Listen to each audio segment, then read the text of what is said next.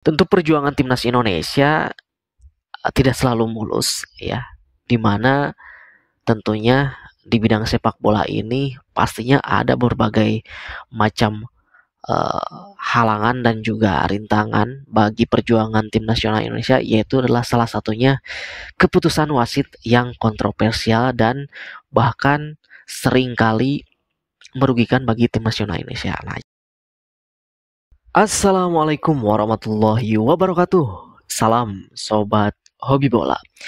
Perjuangan timnas Indonesia di tahun 2024 sepertinya sudah berakhir, di mana event-event yang telah diikuti oleh timnas Indonesia tentu diakhiri di bulan Desember ini dengan mengikuti event Asian Championship atau Piala AFF, yang mana hasilnya memang kurang memuaskan, tetapi kita tetap dukung terus, kita tetap support terus perjuangan timnas Indonesia, walaupun saat ini masih ramai orang-orang memperbincangkan, entah itu media atau bahkan para pengamat sepak bola, memperbincangkan tentang bagaimana evaluasi pelatih dari timnas Indonesia ini, yaitu pelatih Sintayong, seperti apa ke depannya. Banyak juga yang menuntut PSSI harus segera mengambil tindakan untuk memecat Sintayong.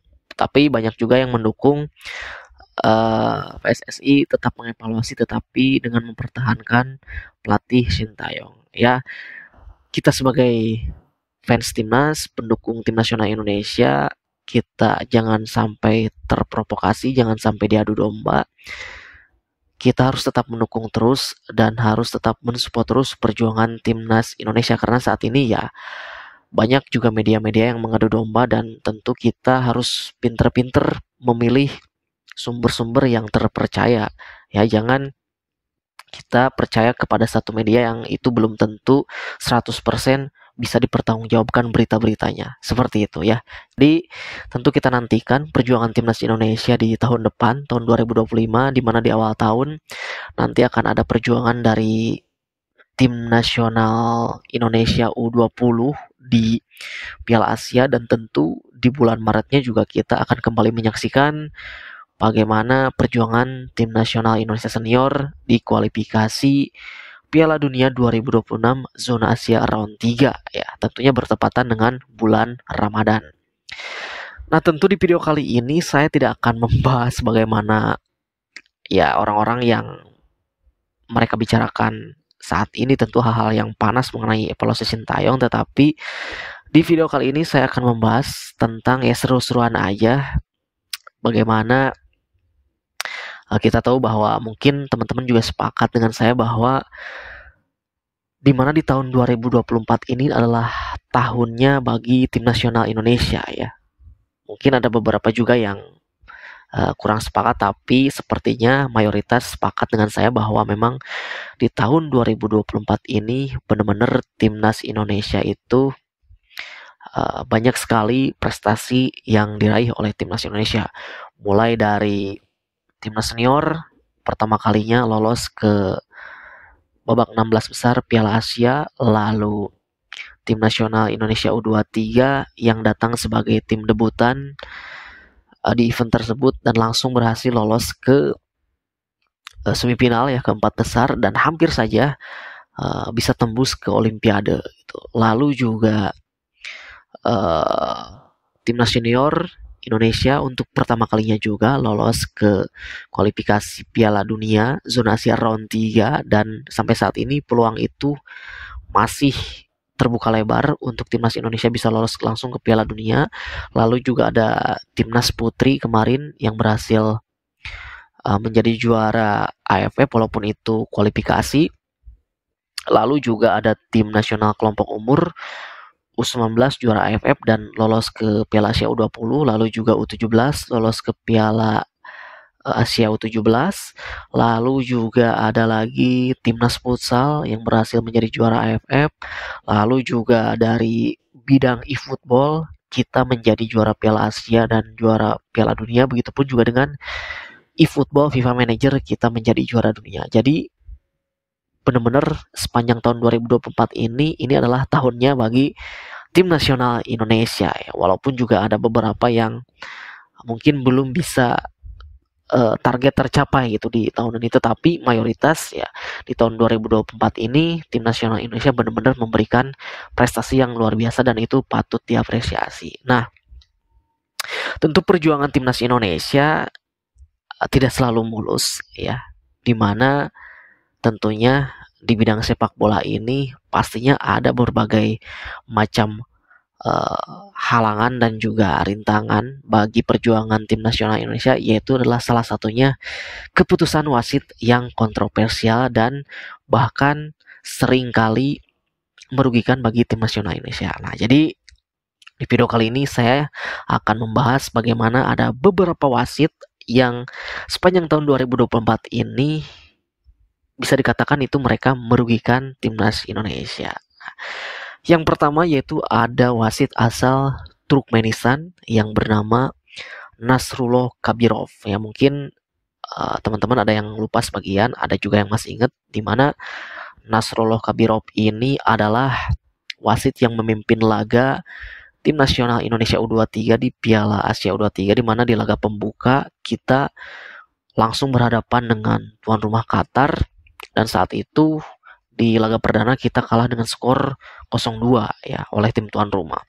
Tentu di babak pertama jalannya pertandingan itu benar-benar ya sesuai aja, ngalir aja gitu, tidak ada hal-hal aneh yang merugikan kita. Bahkan dari keputusan wasit pun masih bisa kita terima. Tetapi ketika babak kedua berjalan, nah di sini mulai perubahan dari keputusan wasit pun bisa dibilang 180 derajat berubah dibandingkan dengan babak pertama, di mana Nasrullah Kabirov ini memberikan kartu kuning kedua kepada Ivar Jenner yang dianggap saat itu benar-benar dengan sengaja melanggar pemain Qatar. Padahal ketika kita lihat beberapa kali cuplikannya, itu Ivar Jenner benar-benar dia berusaha untuk menghindar, tidak menginjak kaki dari pemain Qatar. Bahkan si wasit Nasrullah Kabirov ini benar-benar tidak mengecek di VAR ya, video assistant referee, bagaimana terjadinya pelanggaran yang dilakukan oleh Ivar Jenner. Tetapi ya dia akhirnya memberikan kartu kuning kedua yang membuat Ivar Jenner harus diusir dari lapangan. Padahal saat itu permainan Indonesia sedang mengurung Qatar ya di awal-awal babak kedua gitu. Tetapi tentu dengan keputusan itu akhirnya para pemain menjadi down dan pelatih Sintayong pun merasa sangat kesal dengan keputusan itu. Sehingga di akhir pertandingan Indonesia harus mengakui keunggulan tuan rumah Qatar dengan skor 0-2, dan bahkan di pertandingan itu Indonesia menerima 2 kartu merah ya di laga itu. Satu dari Ivar Jenner dan satu lagi dari Ramadan Sananta itu. Lalu yang kedua adalah wasit asal Prancis ya. Mungkin teman-teman juga masih ingat, ini yang bernama Francois Letexier, di mana wasit ini yang memimpin laga playoff ke Olimpiade, pertandingan antara Indonesia menghadapi wakil asal negara dari benua Afrika yaitu Guinea ya. Di mana di laga tersebut tentu juga ada beberapa kontroversial yang diberikan oleh wasit Francois Letexier ini, yang memberikan hadiah penalti 2 kali kepada Guinea gitu ya. Kalau kita lihat penalti yang pertama itu pemain dari Guinea melakukan serangan balik lalu dilanggar oleh Witan, sehingga wasit dari Prancis ini menghadiahi penalti kepada Guinea gitu. Tetapi jika dilihat dalam tayangan ulang, memang gerakan itu sangat cepat ya, tetapi menurut saya itu juga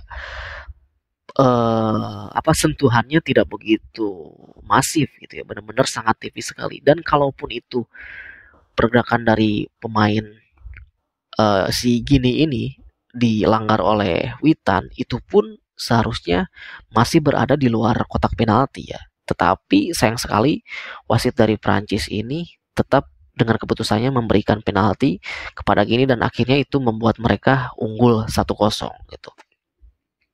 Lalu di babak kedua lagi-lagi wasit asal Prancis ini memberikan penalti kepada Guinea ketika penyerang dari Gini ini dilanggar oleh Alvendra Dewangga. Padahal kita lihat beberapa kali di tayangan ulang, Alvendra Dewangga ini benar-benar melakukan tackling yang sangat bersih mengenai bola terlebih dahulu, lalu mengenai pemain dari Gini yang kemudian terjatuh. Kita beberapa kali mengulang tayangan ulang yang Alvendra Dewangga ini dinyatakan melanggar pemain Gini. Tentu ini banyak sekali media-media luar pun menyoroti pelanggaran dari Alvendra Dewangga ini. Padahal ya itu tadi, Alvendra Dewangga itu menyentuh bola terlebih dahulu dan benar-benar melakukan tackling yang sangat bersih. Tetapi wasit asal Prancis ini tetap kekeh memberikan penalti kepada Gini untuk kedua kalinya. Tetapi hasilnya tendangan dari penalti ini tidak berbuah gol dan hanya membentur tiang gawang. Ya, itu tentu sangat-sangat merugikan timnas Indonesia. Dan di akhir pertandingan kita kalah dari Gini dengan skor tipis 1-0 dan kita dinyatakan gagal untuk bisa tampil di Olimpiade saat itu, walaupun kita saat itu punya peluang 3 kali kesempatan untuk bisa lolos ke Olimpiade, tetapi memang belum rezekinya timnas Indonesia untuk tampil di Olimpiade. Dan tentu orang banyak sekali menyoroti di pertandingan tersebut adalah yang pertama keputusan wasit asal Perancis itu, Francois Letexer, dan tentu menyoroti juga bagaimana panitia pertandingan penyelenggara di pertandingan playoff Olimpiade itu ya, dimana pertandingan sekelas playoff Olimpiade loh ya, bener-bener olahraga yang bisa dibilang event olahraga tertinggi gitu, apalagi ini sepak bola, itu tidak ada fasilitas VAR di pertandingan playoff tersebut. Bahkan ini melibatkan FIFA dan juga tentu yang bertanding bukan hanya dari satu kawasan regional saja, tetapi melibatkan 2 regional konfederasi antara Asia dan juga Afrika. Nah, itu tentu yang disoroti oleh beberapa pengamat sepak bola dan juga media-media dari luar negeri juga. Nah, lalu wasit yang ketiga tentunya kita sudah tidak asing lagi, pasti teman-teman masih sangat ingat sekali, di mana tim nasional Indonesia senior di kualifikasi Piala Dunia zona Asia round 3 ketika matchday ketiga kita tandang ke Bahrain. Indonesia melawan Bahrain dipimpin wasit asal Oman yang bernama Ahmed Alkaf. Ya, tentu ini benar-benar membuat fans timnas Indonesia sangat kesal sekali ya. Dimana yang paling kontroversial, yang paling menonjol saat itu wasit Ahmed Alkaf ini ketika kita unggul 2-1 dan kemenangan timnas Indonesia sudah di depan mata dan wasit dari official pertandingan memberikan tambahan selama 6 menit dan ketika waktu pertandingan menunjukkan 90+6, wasit Ahmed Alkaf ini tidak kunjung meniupkan peluit panjangnya gitu. Tetapi ketika waktu sudah mencapai hingga 90+9 dan bahkan Bahrain punya peluang lalu mereka bisa mencetak gol menyamakan kedudukan. Nah, ini kontroversi justru hadir di menit tersebut ya, dimana saat itu pemain Indonesia melakukan protes ketika gol terjadi dan bahkan official dari timnas Indonesia pun melakukan protes keras, tetapi si wasit Ahmed Alkaf ini tetap kekeh dengan keputusannya memberikan gol kepada Bahrain. Dan setelah itu ketika pemain timnas Indonesia melakukan kick off kembali setelah terciptanya gol dari Bahrain, lalu si Ahmed Alkaf ini meniupkan peluit panjangnya hingga tanda berakhir pertandingan dengan hasil 2-2 antara Indonesia dengan Bahrain. Tentu ini benar-benar sangat merugikan kita dan tentu bukan hanya dari tragedi 90+6 aja ya, tetapi selama pertandingan pun si wasit asal Oman ini, Ahmed Alkaf ini benar-benar banyak sekali mengambil keputusan yang merugikan Indonesia. Ketika para pemain Bahrain menguasai bola, lalu di press oleh para pemain Indonesia hanya melakukan sentuhan sedikit saja, wasit Ahmed Alkaf ini memberikan pelanggaran kepada Indonesia. Sebaliknya, para pemain Indonesia yang dilanggar keras itu tidak diberikan pelanggaran itu. Jadi sepanjang pertandingan tersebut banyak sekali keputusan-keputusan yang merugikan timnas Indonesia. Tentu yang paling utama adalah tragedi 90+6 sama dengan 99 itu. Kemenangan kita sudah di depan mata, 3 poin kita sudah di depan mata.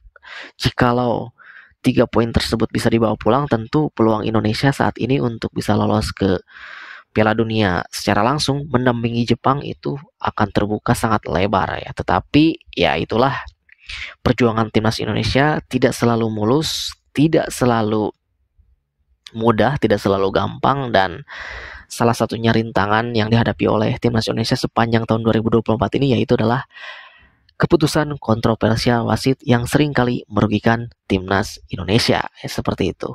Mudah-mudahan di tahun depan ketika timnas Indonesia kembali berlaga, kembali bertanding, khususnya di ajang kualifikasi Piala Dunia, mendapatkan wasit yang benar-benar adil dan jujur ya. Itu saja dari saya. Terima kasih. Sampai jumpa lagi di video selanjutnya.